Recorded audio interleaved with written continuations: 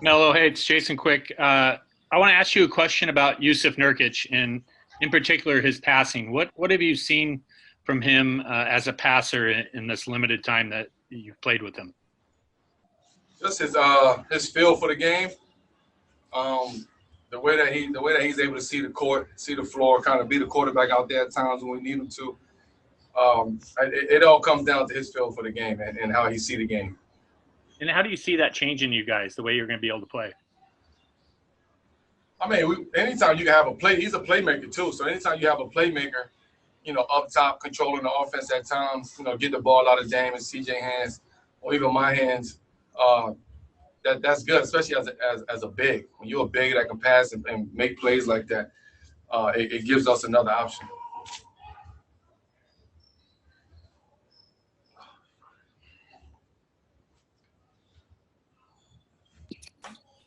Hey, Carmelo, this is Brooke Olsendam with the Blazers. I just kind of wanted to get your feel on this. Obviously, you've played in the league a while.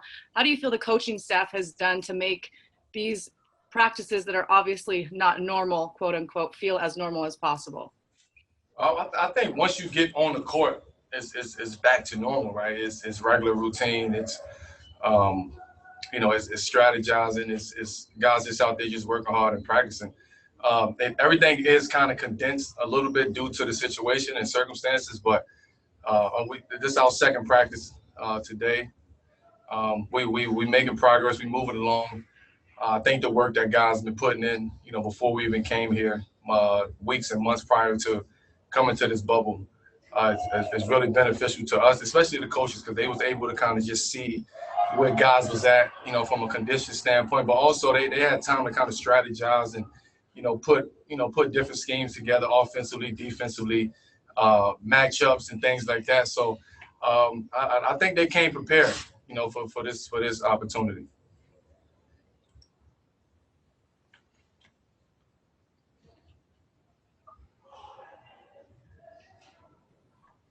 Hey, Mello, it's Jamie Hudson from NBC Sports Northwest, and I'm wondering, with Gary Trent Jr., this season, we saw him really blossom, especially on the defensive end, and now he's probably going to be playing some three. Have you been working with him more because he'll be playing some more three? And also, how do you see him making an impact in this restart?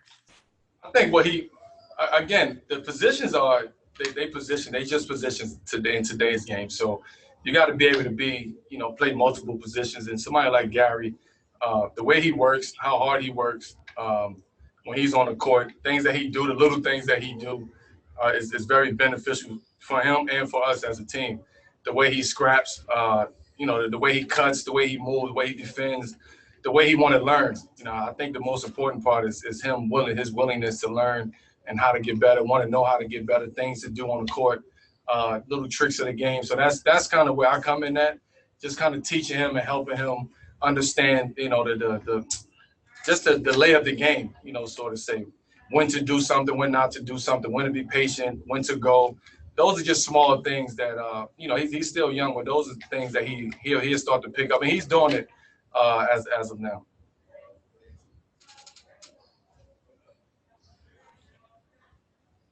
Hey, Carmelo, Casey Holdall here.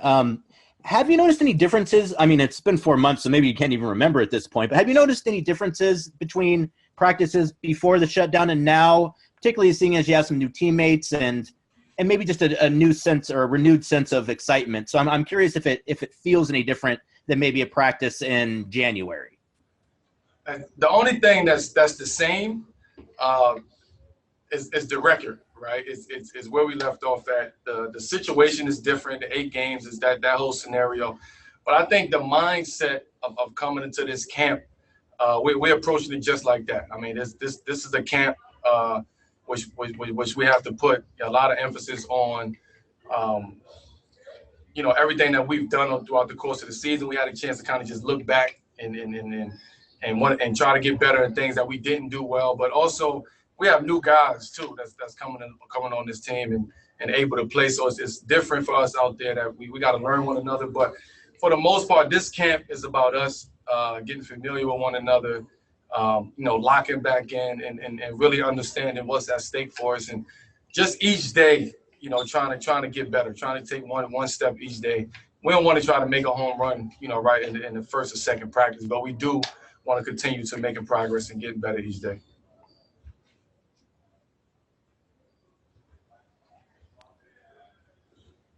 Melo, it's Sean Highkin with Bleacher Report. This is the first time you've been around Dame in kind of one of these do or die scenarios. What has he been saying to the guys? Like, what have you seen about how kind of he's been, directing everybody or, kind of just as the team leader? Yeah, the message is the same. I think we all have the same message. I mean, we know that it's time for us to go. We know that, we got work to do between now and the first game of the season. So that's our mindset. That's the message. Even from Dame on down, everybody's on the same page with that one message. And if you're not with that message, then you're not really helping us. The only thing you can do is hurt us. But everybody's on the same page from a message standpoint. We know what's at stake. We know what we're doing, and we understand this opportunity and this experience. And it's something that we're actually looking forward to.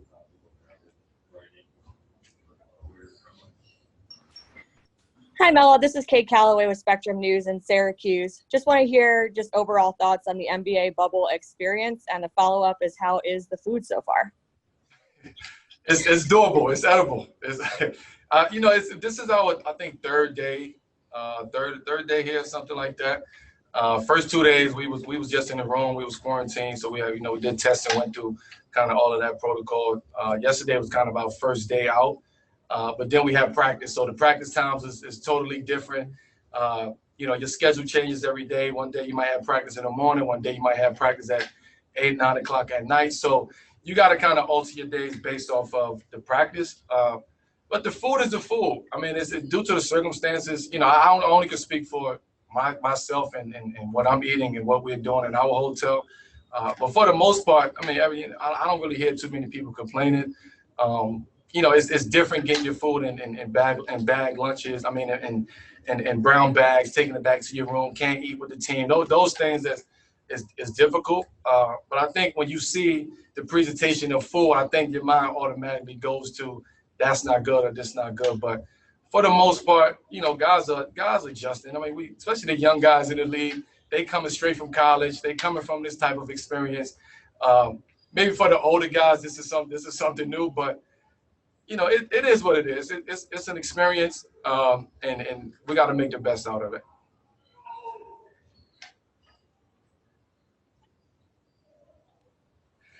Melo, it's Dwight. I'm just wondering, with Zach back and Nurk back, and you possibly playing 3 for whatever that means, do you see your role changing at all? Are you going to get fewer shots, do you think? Is it going to be a struggle to get your shots? How's that going to work out? We don't know what's going to happen.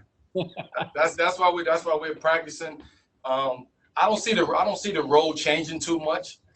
We just deeper. We have guys back.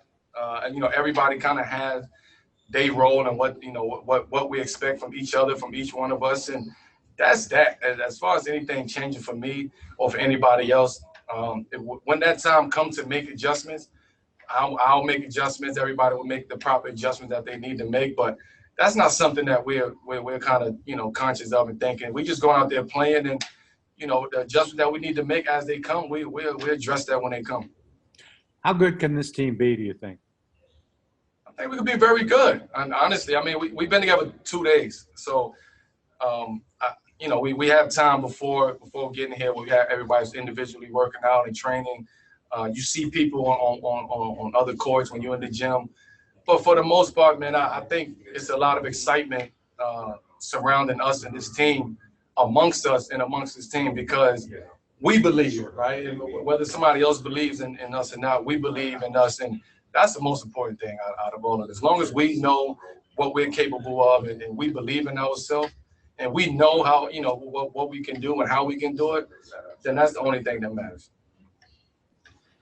All right, 2 more questions for Melo. We're going to go Jason, then Casey.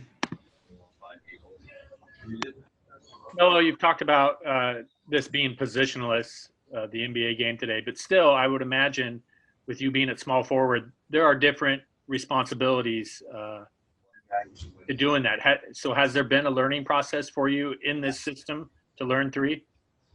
No, I think it's actually a little bit not easier, but a little bit of more understanding.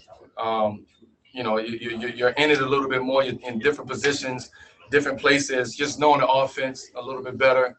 You know, those things. I mean, I've been around the game for a long time. I've played the three for, you know, 10 plus years in my career so far. So I don't want to get too hung up on playing the three or playing the four. It is what it is. When I'm out there, that, you know, the same results, you know, should happen, would happen. And we would, like I said, I'll make those adjustments as we go and as needed. But right now, things been flowing right. Things been, you know, feeling good. Whether at the three, at the four in practice, I've been doing both. And it's something that we all looking forward to.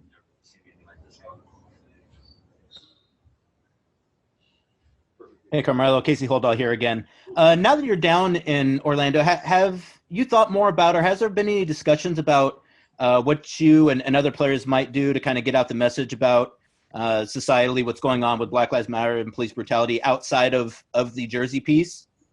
Not yet. I mean, there's conversations being had, but as a collective, we haven't really decided what that message is.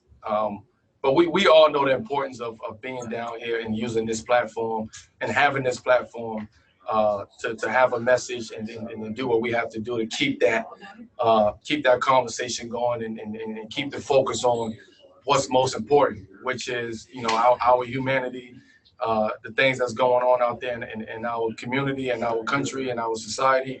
So that's not going nowhere. We're still on point with that. We still know what's going on. We're well aware of what's happening out there, and that's a major conversation within this quote unquote bubble. So maybe in the next couple of weeks you would be hearing more about that situation, about what that message is. But right now everybody's just still trying to get their feet wet down here, trying to get, you know, understanding of what's happening down here, but also keeping in mind what's happening.